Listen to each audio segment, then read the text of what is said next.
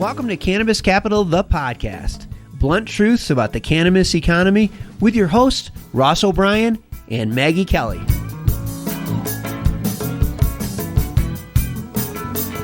Hi, everybody, and welcome to the Cannabis Capital podcast. I'm your host, Ross O'Brien, venture capitalist and author of Cannabis Capital, the book, and my colleague and co-host, Maggie Kelly, is here. Maggie, did I mention I wrote a book? You are shameless. Hi, everyone. We're so excited to have you here with us today. We have an excellent interview coming up with Peichen-Chang, co-founder and CEO of TCheck. But before we get started, we have our Cannabis Economy Challenge. This is a weekly challenge where submissions are read on the air. If you have one, listeners, please go to cannabiscapitalpodcast.com and submit your challenge. This week, Ross, a listener has submitted that they don't believe that kitchen products, which I believe they mean consumer/kitchen products, are impacted by the cannabis economy. So could you please weigh in on that? Well, I think kitchen products is actually a pretty straightforward one. And look, we have to look at it quite simply, and I love this challenge. We believe that cannabis has reached the boardrooms of every company everywhere, period. So just look at what's happening with consumer behaviors and whether or not they have the resources and the tools that they need to do what they're trying to do. People are now creating their own recipes at home. They're creating their own baked goods. They're creating their own gummies. They've got their own in-house home use consumption happening. And the products that they have sitting on their counter today are insufficient to give them all the information that they need in order to make these things for themselves. Like a great example, today we're talking to Peichen. This is a handheld spectrometer that tests potency. I mean, that's now something that is going to be sitting alongside everybody's tools in their kitchen, along with measuring spoons and an oven in order to create their own brownies with their own potency that they're looking for. So I think this one's actually a pretty easy one. So thanks for the softball for one of these first ones. But so far, I'm happy to say I'm batting 1,000 on the Cannabis Capital Challenge. All right, listeners. Well, if you think you can stump Ross, please go to cannabiscapitalpodcast.com and click to submit your Cannabis Economy Challenge. Your submission just could make it on the air. Stay tuned for an excellent interview with Peichen-Chang, co-founder and CEO of TCheck. Hi, I'm Peichen-Chang, and I'm the founder and CEO of TCheck. And my blunt truth is that entrepreneurship is hard. Entrepreneurship in the cannabis industry has that much more difficulty to it. You better be ready for it. Peichen, we're really happy to have you on one of the first episodes of Cannabis Capital, the podcast. So why don't you tell us a little bit about yourself and give us some background on TCheck? Sure. Thank you, Maggie and Ross, and I'm honored to be invited to this show. So I'm probably actually one of the last people you'd ever think would get involved in the cannabis industry. I was a military brat, and my father was in the military. And so it's about as conservative of a childhood as you can possibly imagine. I mean, military air base in Japan, which is a fantastically conservative country. All along the way, you know, as I went through school, undergraduate in New York, at an engineering school, no less, and all that, something opened my eyes a number of years ago. And that something was actually a friend of ours. Okay. And so I grew up with a whole cannabis is bad kind of thing. But one of my friends came to me and said, hey, you know what? I treat my Parkinson's with, and this was somebody I very much respected and somebody I would have never thought was a pothead. And she wasn't a pothead. Okay. She was using cannabis to control a medical condition. And so that kind of cracked my eyes open. And she said, hey, I use edibles to control my Parkinson's, and can you help me out? And being an engineer, of course, I'm all about, hey, let's go make a cool widget. And so we went and did some research, and part of my research was going out and talking with a whole bunch of folks who use cannabis. And boy, did my impressions change. It was an eye-opening experience. And I found that there were doctors and dentists and lawyers and accountants and all these professionals, folks who use cannabis to manage something, whether that something might be PTSD for folks who might have been in the military, or folks who use cannabis to manage their Parkinson's or multiple sclerosis or some other kind of condition. And I learned a whole lot from all those discussions, and my impressions for cannabis changed completely. And that's how I got into the business. We built this gadget for a friend And in so doing, it was a life-altering experience. Well, I can relate to the military upbringing. My dad was a drill sergeant in the Army, so that was fun. If he ever offers to walk you to school, say no. Yeah. You're marching. Yeah. You stay between these lines, and very much between these lines. Peichen and Maggie, since you both had a front seat to military experiences in your family, Peichen, what from those experiences translate to entrepreneurship? What did you observe and things that we want to talk about entrepreneurship today? So what sort of things did you observe that you have now been able to adapt or would recommend other entrepreneurs think about when it comes to leadership and discipline and starting a business? Okay. So actually there are a lot, and I didn't even think about it until you just mentioned it just now, Ross. So first off, you read in like novels and stuff like that about the military people, like failure is not an option, right? Well, you got to go into building a company of failure is not an option. You're all in on this thing, okay? And so my wife and I mortgaged our house and dove into this thing. We cashed in our 401k and we dove into this thing. And so, yeah, failure is really not an option. Number two is discipline, okay? Because as I mentioned in my opening, it's going to be hard. And you really have to have the discipline to push through some of the painful times. And there are going to be some. No matter what you do, there are going to be some painful times. So we all have experiences prior to this cannabis economy entrepreneurship in starting companies. And Peichen, we'd love you to go through a little bit more about some of the companies that you worked on and the things that you learned that you now translate, because there's something to be said about veteran leadership and veteran entrepreneurship and applicable to these hard times. But when you talk about failure is not an option and discipline and the commitment, what do you see that enables you and your team to take that extra step to not give in where others might? Because that's just something that happens in a lot of entrepreneurship. Sure. So this is not the first venture, right?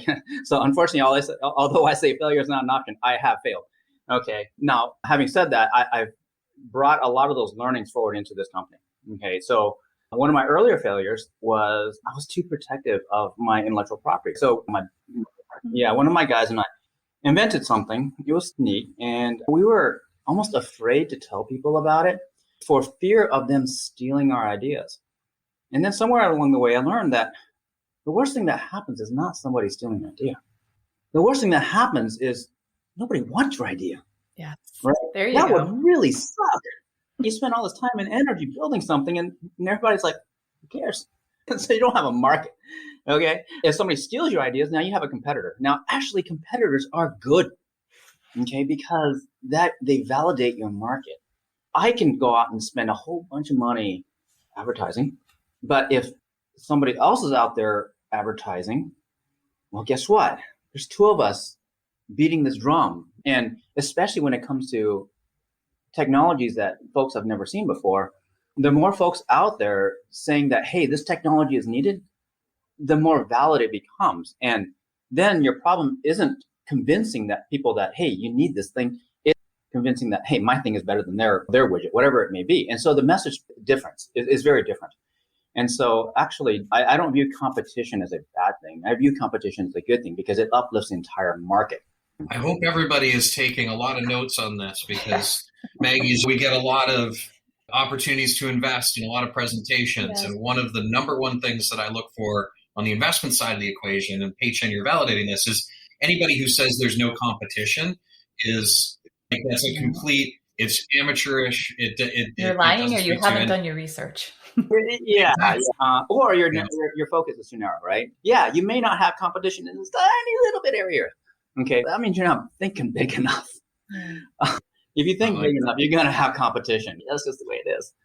To solve a problem that doesn't matter, why does it matter that you're trying to solve it? I like that you brought up the apprehension about sharing your idea. Ross and I actually met at FAU. He taught entrepreneurship programming. I ran the actual entrepreneurship programming offerings.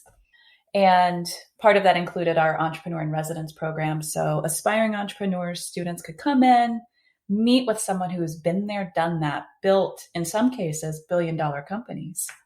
And I would set up these free one-on-one mentoring sessions with these geniuses.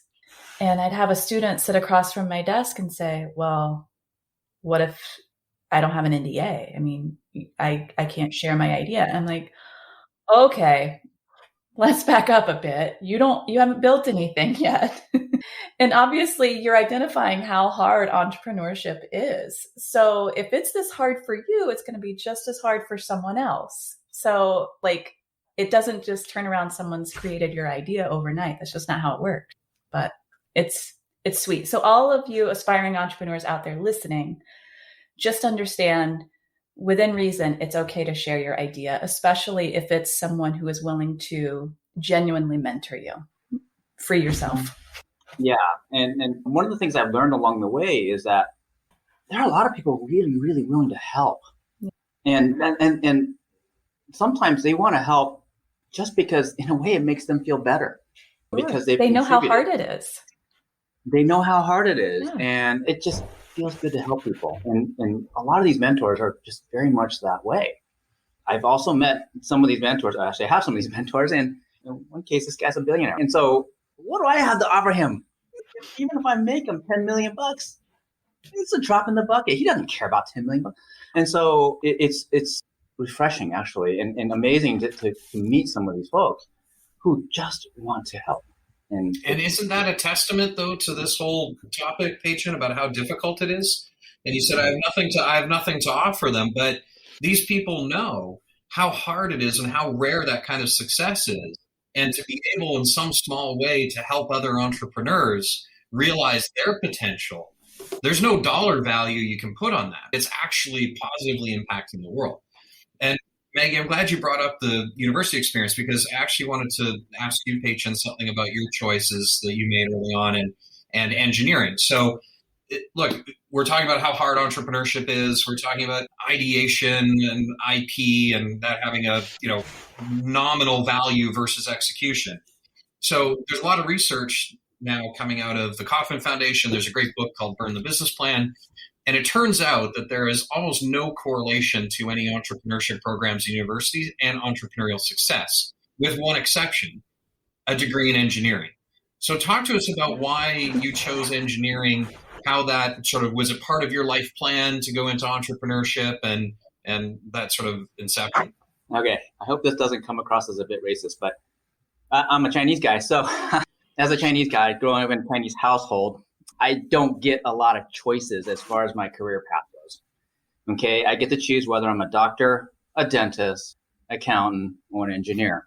Okay, and so being a tinker, I chose the engineering path, and so that way that met my parents' expectations of me, but having said all that, I'm very happy that I did, because the engineers of the world are the builders of the world. We're the ones that get to go, I wonder if I can build that thing.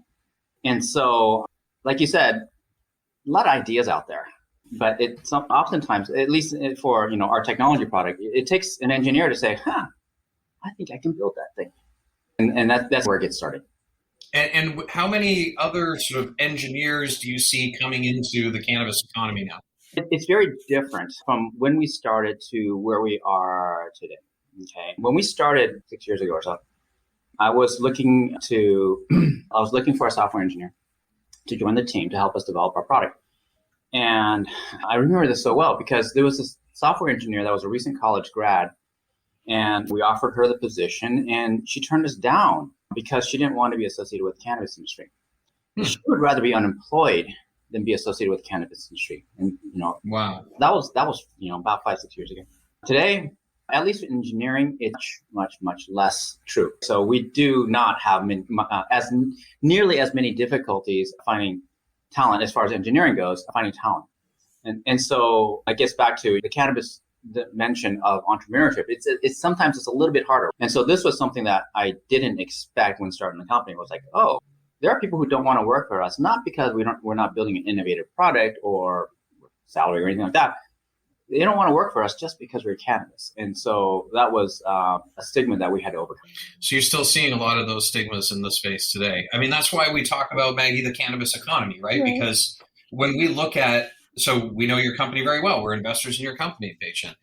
We don't see this as a cannabis business in the sense like you're building a spectrometer, a handheld device. And if you think about the demand for the person that was the inception of the company managing their Parkinson's, what a profound problem to solve with plant-based medicine and spectrometer technology as an engineering solution. Like, it seems like the perfect storm. And yet you're saying there's still this friction with some of the stigma being associated. Yes, absolutely. There's definitely still friction. I mean, the friction decreases a little bit every single day, but it absolutely is still there. Yeah. So I think, sorry, if I can just interrupt you, Peichen, just for our listener benefit, if you can give a little background on what TCheck actually offers to the market, like your products that you have. Okay, sure. Because you're actually solving a significant problem for individuals who have, different healthcare issues and need to actually know what they're putting into their body. So, sure. So we can roll the tape back to my friend, right, who was the genesis of this idea. So she was using cannabis to treat her Parkinson's, and she didn't want to smoke her medicine, okay, and she preferred edibles.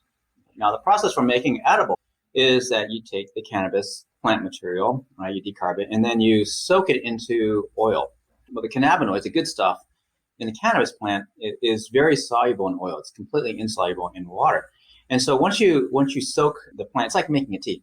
And once you've made this infused oil, you strain out all the plant bits and you have this nice rich oil to use. Now, the problem is that you don't really know how strong this oil is. The potency of the oil depends on a lot of things, right? Like how well you decarb the plant, how much plant you use, what the potency of the plant is to begin with, what kind of base oil you use, all that kind of stuff. And so she had a very, very difficult time figuring out how strong her edibles were. And sometimes she'd make a cookie and it was not strong enough. Sometimes she'd make a cookie and it was way too strong. And that's actually that was literally the question that generated the inquiry in the first place. Mm-hmm. She once took a cookie, it was too strong. She couldn't go to work the next day.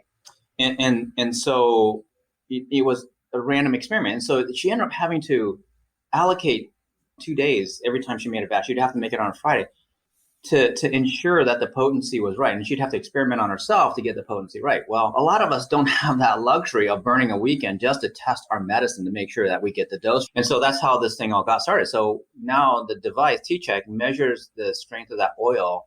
So you know exactly how strong the oil is. Therefore, you know exactly how strong your cookie is going to be. Now you can dose with confidence. Brilliant. So Peichen, you were talking about some of the stigmas and identifying talent. Look, we've seen an incredible team that you've put together. So maybe you could talk a little bit about your team, how you've recruited them, what are the things that you look for? And for those aspiring entrepreneurs out there who are starting their own businesses, what are your recommendations for them recruiting, or people who want to go work at an innovative company like yours? How should they approach it? So yeah, I'm an old guy. See the gray hairs. And so what that means is I have a bit of experience. I've worked with a whole lot of people over the history. Now, I would say probably a very large, I don't know what the number is, but a very large percentage of the core team that's developed TCheck were guys I worked with in the past in previous iterations or previous cycles of my career for X, Y, or Z large company. And so I think that was a massive part of the early team. All the co-founders actually all worked together at one point, right? One of the guys I used to play tennis with, he used to spank me at tennis all the time. The other couple of guys I used to bicycle with. We do these really, really long bike rides. And so that's how we got to know each other. Now, one of the key things is you hear about these stories about people being successes pretty quickly. More times than not, it takes a bit of a slog. It's a 5-year overnight success. And so what that means is you got to live with these people for a very, very long time. Okay. The team spends a lot of time together. I've been to their houses, well, actually for many all-nighters to develop the product or come up with strategy or whatever. And so you better like these people, or minimally, you better damn well respect these people, okay, for what they have to contribute. And so that is a super critical part of formulating team. Now, as we continue to grow our company and continue to hire, a quote from my roommate, one of my college roommates comes to me, which is attitude is everything. Okay. And so nowadays, when I'm looking at resumes or looking at whatever, the most important part is attitude. Are you a learner, right? Can you get through difficult or solve unknown questions, right? Because some of the problems that we have to solve are amorphous. We don't even know what the real question is. And so you have to figure out what the question is, and then you have to force your way through it. One of my, I guess, secrets, maybe you can say, is that when I'm looking at a resume for an engineer, one of the most important things I look at is whether they have Udemy or Coursera or something like that on their resume. Because what that shows to me is that they have a genuine curiosity and they want to learn on their own. And they spent their own time and money to go learn. Now, those courses are cheap, right? $10, $12, $30, whatever. But they took the time, they invested their own time to learn something new. And in this industry, there is always something new. I mean, heck, you can't turn around and find that, the scientists have discovered a new cannabinoid, or they've figured out what the cannabinoid does to the endocannabinoid system in a person's body. So the technology we're building, the science that we're learning now, it's not in the book. You have to go figure it out. And you have to go hunt down that information. Well, I mean, a lot of it's in my book, Peichen, but stay in your lane, Ross. Did I mention I wrote a book? The Cannabis Conference and Expo returns to Toronto, June 1st through the 3rd. This exciting event is free for cannabis retailers and will feature Tommy Chong receiving a Lifetime Achievement Award at the Cannabis Industry Awards. There are still good booth locations available. For more information about exhibiting or to register to attend, go to ocannabis.com. That's OCANNABIZ.com. I love this, Peichen, because and I think this is why we work so well together, we echo that continual learning sentiment from the investor perspective. So we have our guiding principles published on our website, and these guiding principles are what we believe are critical elements and foundational elements of entrepreneurship, period. Forget what sector you're in. And one of them is continual learning. And so we look at the challenge of entrepreneurship, much like yourself. I've had many failures along my career as a young guy starting companies, et cetera. One of the things that becomes consistent is it is about perseverance, and it is about learning how to manage within that entrepreneurial construct, which is you don't have enough information, you don't have enough resources, you don't have enough time, but you got to make decisions. And so when those decisions are made, right or wrong, we look at it from saying, well, what is the thought process? It's not about reading a business plan or a presentation saying, oh, you've got all the answers right. We want to understand what was the thinking that was in it, right? Given the constriction of resources and information that you have, what sort of thinking went into that? Because like you said, and we see all the time, it's all about the people, right? So one of the things we look for as well as listeners, it's continual learning. That's absolutely critical. But we also look for a level of humility, right? Where if you challenge assumptions or challenge concepts, and I'd like to understand, Peichen, how you manage a team of really smart, successful, experienced people, when you have to challenge assumptions and have to unwind things, and people can get defensive and people can, have disagreements. Like, how do you manage those dynamics? Because that's really the day-to-day battles that are fought in the four walls of any startup company in any sector. Again, I want to say gray hair helps. I can think back on my early career where I was an unproven engineer, and my perceived value was the stuff I had between my head, how good my engineering skills were. My boss might have perceived it differently, but that's how I perceived my own value. And so I didn't want to be wrong. I never wanted to be wrong. Okay. And so that caused me to dig my heels in sometimes when I shouldn't have. The gray hair helps because now I'm like, if I'm wrong, I'm wrong. What are you going to do to me? And my value is not so much the engineering or technical knowledge in my head, but my ability to get through problems. And so one of the most difficult things to do is asking the right questions. And if you ask the question the wrong way, you can get a predetermined answer. And so you have to have people around you that are willing to ask very, very uncomfortable questions. And as the leader of an organization or department or whatever, you got to be willing to be wrong. And if you're willing to be wrong and acknowledge that somebody else is right or smarter than you or whatever, I think you can get to a whole lot better solution. Sounds a lot like Bonaventure, Ross. And also for the manager, you better not kick your team's ass for being wrong. That is like the absolute no-no. Okay. Bad decisions will happen. As long as those bad decisions don't kill the company, you keep on moving. So let's talk about fatal decisions and the company life cycle. You've got the gray hairs. I'm soon to be no hairs. We're somewhat getting a veteran status within the cannabis economy. And there have been so many companies that have come and gone in a very short period of time. And Maggie and I were just talking the other day about there tends to be this presumption that just because it's a cannabis related business, it's guaranteed to succeed. And a lot of our background has been in healthcare prior to being cannabis, like yourself. And the failure rates in startup entrepreneurship and medical devices is extraordinary. So why do we expect, or from your perspective, why is there this idea that every cannabis business is going to be a wild success because people love cannabis and there should not be any failure? Oh, boy. So we have some assumptions. And look, this is one of the things we're trying to discuss in this forum, is have these conversations around the reality and the truths of what's really going on. We came away from one of the big industry conferences a couple years ago saying everybody was walking around in love with cannabis and as if that gave them a free pass in business, that they didn't require it. And there's this tension, right? There's this tension of advocacy acumen versus business acumen. Now, we wouldn't be here if it were not for these really tremendously effective grassroots campaigns of getting cannabis legalization on the ballots in communities, et cetera. But we look at that as not a free pass that these same people can just go start any business they want because it just happens to be cannabis and it's easy, because we've just had a whole conversation around how it's hard, how it's not easy. So we're starting to see a real bifurcation between advocacy acumen and business acumen.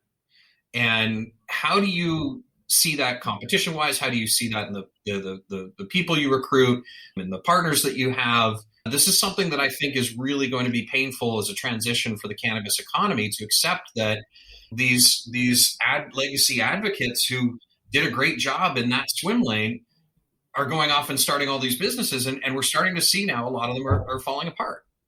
At the end of the day, it's a business.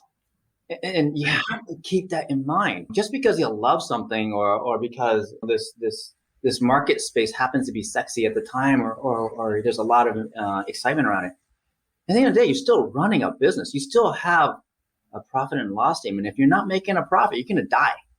So you got to come at it with that perspective. At the end of the day, you have to build this creation that has to be self-sustaining, okay, and it has to grow. And desire alone, I guess desire alone isn't enough. I mean, look at things like electric cars, right? Everybody wants an electric car, right? The U.S. government says we're going to mandate electric cars, all that kind of stuff. But at the end of the day, you still have to build a profitable car company. There, no doubt about it, there is a need out there. 100% agree. Okay. But 10,000 other guys in the next door also sees that there is a need out there, and you're going to have to compete with them. Okay. And you're going to have to build a business model that can beat those guys. So I think you have to keep in mind you're building a business. I can't stress that enough. And experience matters. There's a lot of business enthusiasts out there, like there are car enthusiasts. I'm a car fanatic, but it doesn't make me the right candidate to go start the next Tesla. Yeah, exactly. Or build a used car dealership. It won't make any sense at all. And almost in a weird way, too much enthusiasm kind of clouds your judgment a little bit, because then you'll come on and think, of course, everybody loves this stuff. Why wouldn't they love this stuff? It's obvious. But, well, people are different, and you have to figure out what it is they need and how to message that to people. I ended up getting an MBA. And so I'm going to say that's one of the more valuable experiences in my life, because you got to be able to figure out how to build a P&L and manage that P&L, and then build that balance sheet and manage that balance sheet and cash flows and all that kind of stuff. And so you have to make decisions that are not necessarily based on emotion, but based on logic. Just because you love cannabis doesn't mean you need to be able to give it away for free or whatever. You have to be able to sell it for profit. And that's the underbelly of passion, right? So we talk about passionate entrepreneurs. And yes, I absolutely, one of the things we love about working with you, Peichen, is you're committed and passionate and have a long-term approach to solving really big needs. But passion is an emotion, which you just said, right? So you have to have that balance, right? Of some element of passion, some element of acumen, some element of experience, some element of innovation. It's like your friend's recipes making the cookies and the brownies. You get one out of balance, and the whole batch is not going to be effective, right? Yeah, for sure. Yeah. So this is really interesting, and I think the key takeaway is we always come to the same sort of point in these conversations, right? It's that this idea of this irrational exuberance in cannabis, right? The green rush, this frenetic, everybody's starting every business, blah, blah, blah. Like, that's fine. That was expected. And I think part of the landscape when you do have a regulatory change, which is the opportunity here, right? It's the regulatory arbitrage of legalization.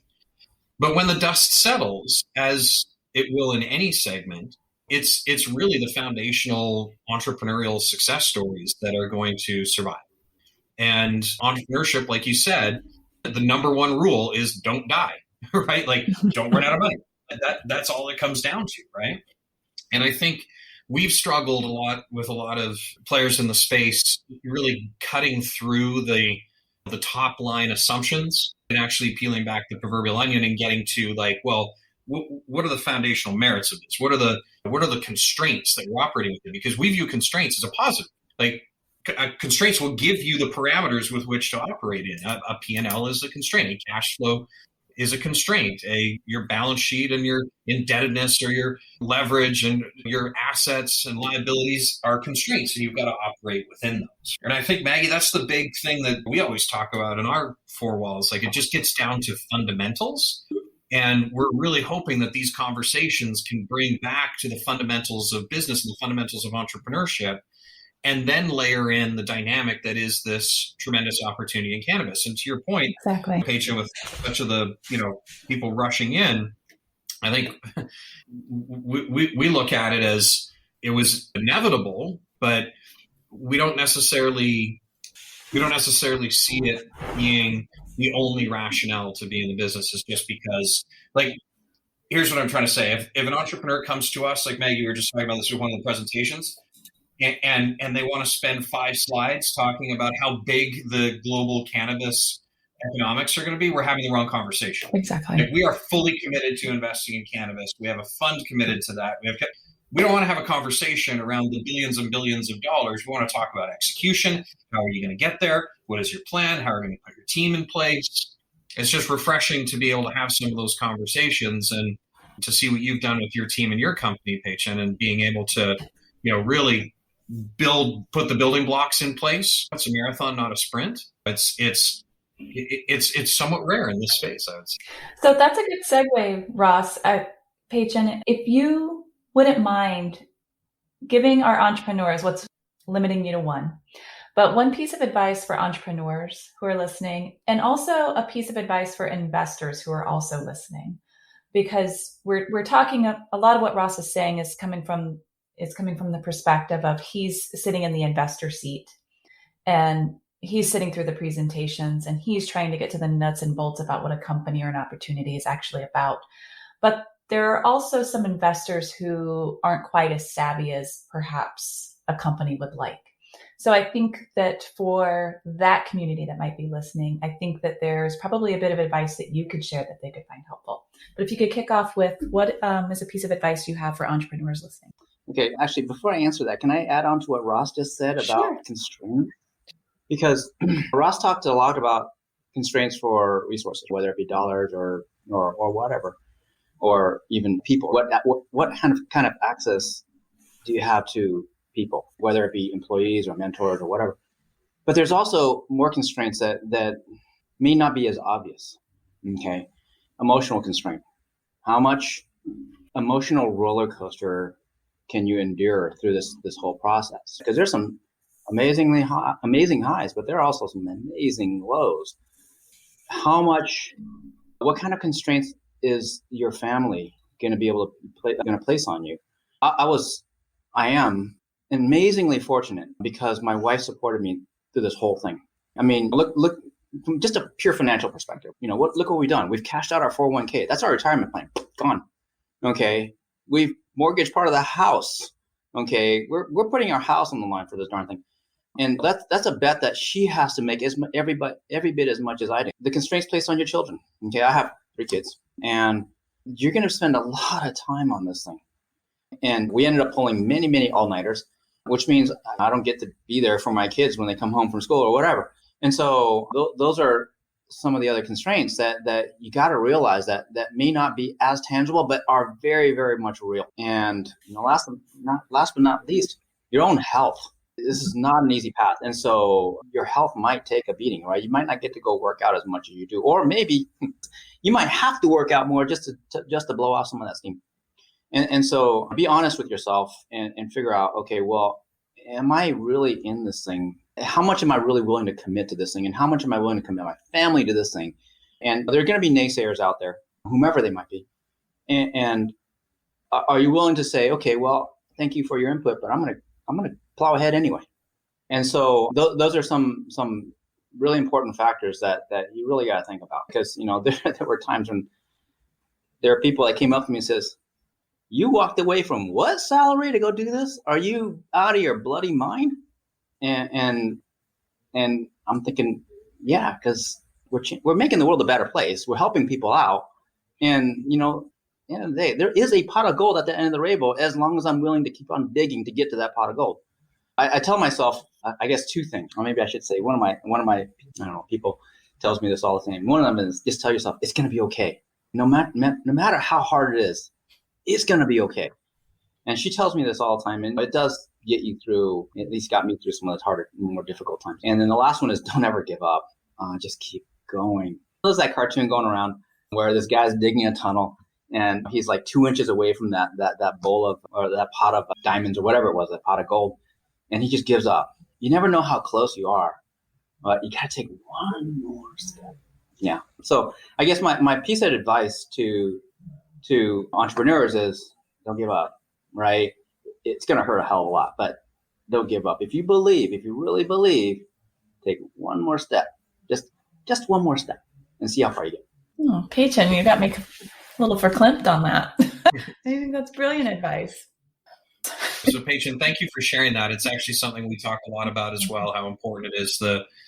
My personal experience, if I can relate, I can certainly relate to it as a never married, no kids, put everything in, had a lot of, there was a very high cost for me personally to continue to persevere my dreams of building my company, physically, mentally, relationships, financially. And I was reading a quote, I'll have to think of who it was from. It was talking about to your comment, Peichen, like everything will be okay. The quote that stood out for me is that the quote of "This too shall pass," but in a balanced perspective. This too shall pass applies to both the highs and the lows, and there is a constant undulation, and it's finding that frequency within those parameters that allows you to succeed. So, funny story: I was playing golf with one of our partners, Bill, and a couple of other business partners out in LA, and we were getting to know somebody and was talking a lot about my story. And the gentleman who was hosting us said, within earshot of Bill, said, "Oh, Ross, you sound like one of those 10-year overnight successes." And Bill chimes in and says, "Well, it was 15. He bogeyed that too." So yeah, we're either too dumb to stop or it's paying off. So Peichen, I love what Maggie was asking as well. If maybe we could wrap up on this. We look a lot at the entrepreneurs and we look a lot at the investors, and that's 2 sides of the equation that when it's symbiotic, like our relationship, great successes can be had. You've met a lot of other investors out there in the growth of your company. Do you have some sage advice like you've just shared with us for entrepreneurs that you'd like the investors out there to hear? Most definitely. Okay. They call them Vulture capitalists, and we've certainly met our share of Vulture capitalists out there. And so for the entrepreneur, okay, I guess for the investor too, not all investors are created equal. And just like the team that you're building, the investor is part of your team. Make no mistake about it. Okay. They are very much a part of your team. And if you go into an investor thinking, I'm just going to get some money from them, and they'll just wait until this little pile of money turns into a big pile of money. Is that the right investor you really want? No, and you really want an investor to help you along the way, to be a sounding board along the way, because most of these investors, they've been around the block a couple of times, and so they've seen a lot of stuff, and so you got to look at them as part of your advisement team, or literally part of your team, because otherwise you're giving up equity in your company for a little bit of money, but whereas you can get a whole lot more than just a little bit of money. I mean, look at Ross. I mean, you and I have been working together for some time now, and look what you brought to the table, right? Yes, you've invested money, and we really much appreciate that. But look what else you've brought to us. You've supplemented our marketing team. You've helped with the accounting stuff. You've helped with introductions to other folks in the ecosystem. It's a whole hell of a lot more than just some money, and that cannot be ignored. Well, thank you.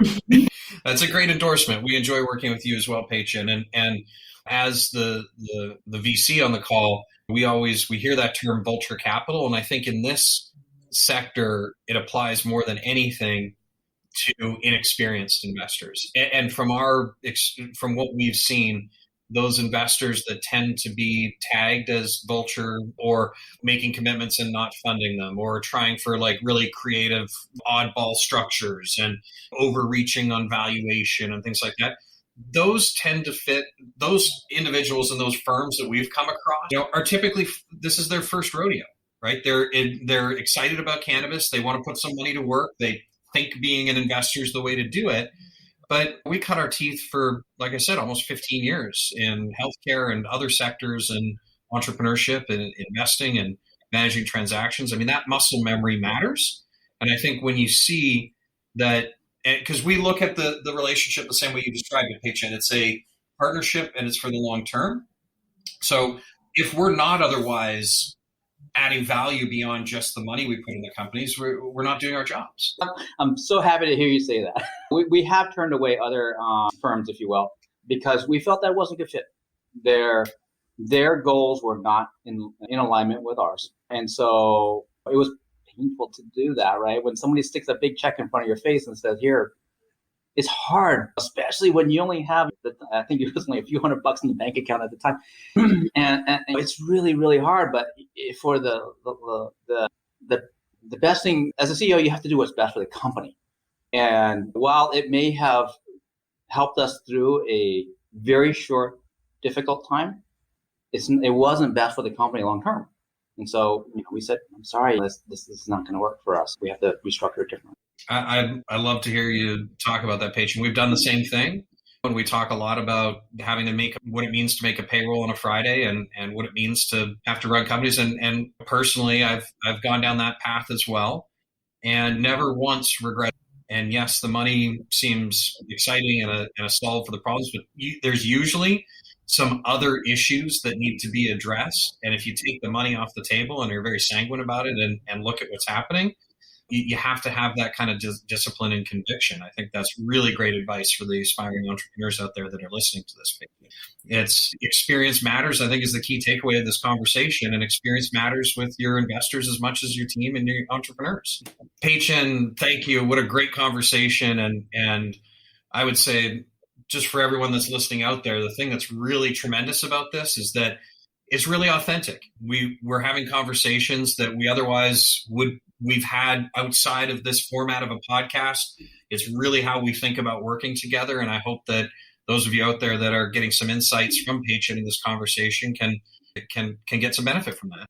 Peichen, thank you so much for your thoughtful responses. And anytime you've done anything like this with us before, it's just always been a great experience. And your perspectives are very much appreciated. I'm a founder myself, and my mentor is also my boss. So I really appreciate a lot of your feedback and the perspectives that you provide. Thank you. And I got to say that I also don't get to have these kinds of conversations with my investors. Yeah. And so thank you for this opportunity.